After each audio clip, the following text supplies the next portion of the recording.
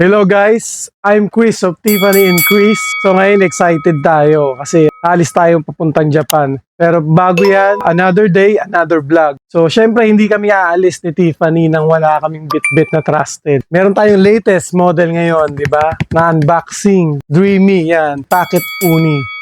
Unbox na natin.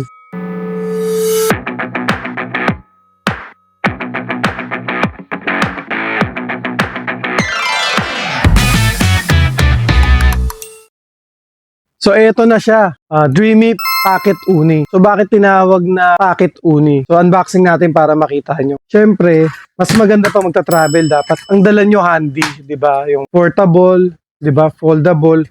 Kasi ang hirap pag malaki. So ito siya, nasa box pa siya, makikita nyo kung gaano siya kaliit. Super compact, super handy, pero powerful. Yun ang pinaka-the best, di ba? Kasi meron siyang 110,000 RPM motor. So yun ang sikreto niya. Sa other side, makikita nyo, di ba? Meron siyang free accessories. Yan. So napaka dalhin kasi pwede mo siya ilagay sa bag. Ito din kami dating Dreamy na ginagamit. Ito, sampling. Dreamy din to, maganda. Pwede mo lagyan siya ng perfume yun. Pwede siya sa bahay. Ang mahirap lang pag-travel kasi hindi siya na-fold. So ang ganda niya, may nilabas si Dreamy. So, makikita nyo. Yan. Papasok na natin siya sa free pouch. Hindi lang siya may free accessories, may pouch siya. So makikita nyo siya kung gaano compact. Buksan na natin tong pouch. Tcharam! Diba? Napakaliit. Meron siyang timbang na 330 grams. So pwede nyo pa ilagay dito yung accessories nyo. All in one, in this box, kasya siya lahat. Imagine, andito na yung blower nyo. Perfect na perfect siya. Globally siya pwedeng gamitin, US, especially Japan, for 110 volts. So look at this guys. Kita nyo kung gaano kaliit. Ipapasok ko na sa maleta ko. Space saver na space saver. Diba? Ganyan lang kaliit, may blower ka na. Meron pang accessories na kasama yan. So tara, pack up na tayo papuntang Japan.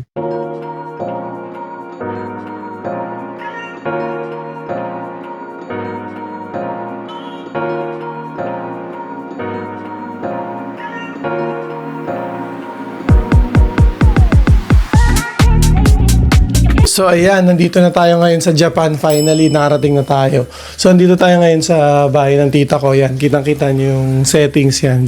Japan settings.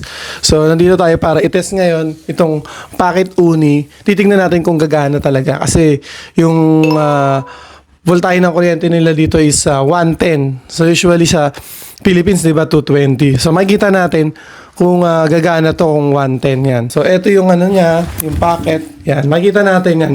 Foldable yan, di ba? Easy to use, yan. Ano siya ngayon, gagamitin na natin itong portable na Uni na Dreamy natin. So meron siyang 2 airflow yan. Number 1, nakita nyo, di ba? Kahit maliit siya, napakalagas niyang humigop. Number 2, yan. Nakapikit nga ako, yan. Kaya tuyo talaga ang buhok mo, di ba? Hindi ka na mag-aantay ng matagal. Usually yung mga normal na hair dryer, napakatagal bago matuyo yung buhok mo. Yan. Eto, ang liit pero di ba yan, grabe humigop. Tapos meron siyang free settings sa warm. Yan. Ito yung cold.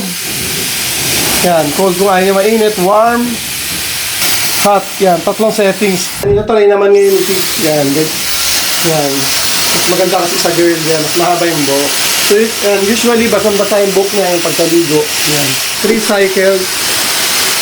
Warm, hot, and cold. Yan. Depende sa inyo. Yan. So, usually yan, makikita nyo. Ang bilis na yun. Yung natutuyo ng part ng buhok. Yan. Lalo na sa mga nagmamadaling travelers. Sobrang lakas, pinagpapawisan na ako sa sobrang lakas ng air. Ang lakas Tignan mo yung outcome. Gaya agad. Diba? In a minute lang. Dati nagdala ako ng ng hair dryer dito. Hindi gumana kasi 110. So ito, gumana na. So talagang nag-work siya kahit 110. How about the power? Sobrang lakas, as in. Tingnan mo yung plans. So kung naghahanap kayo ng blower yan, na powerful, stylish, travel-friendly na dryer. Diba? Dito na kayo sa Packet travel, handy na hair dryer, Uni. Yan.